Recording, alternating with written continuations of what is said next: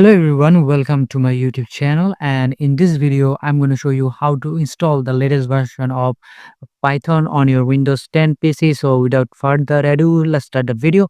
First of all, go to your Chrome browser and here type Python,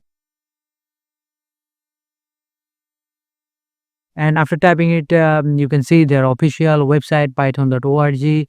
Click that option here, and here you can see the download option. Move your mouse there, and without without moving from here, just go to this one. This is the latest version, Python 3.13.1. Just click it to download, and as you can see the download is already started. After finishing the download, go to the folder and double click it to install and select run.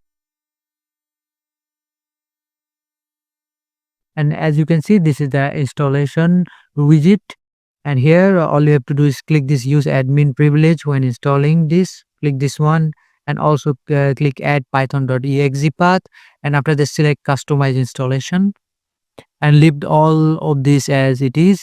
Click next, and here just select this first option.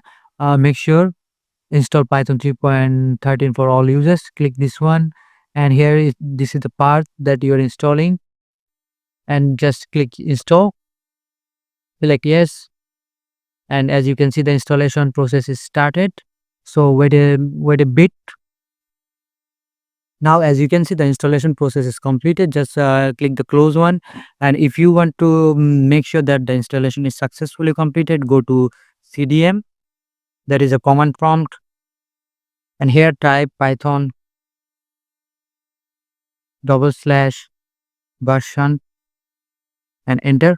As you can see, my system is currently running Python 3.13.1, so my Python installation is successful. So this is the video. I hope this is a helpful video for you, and I will catch you guys in the next video.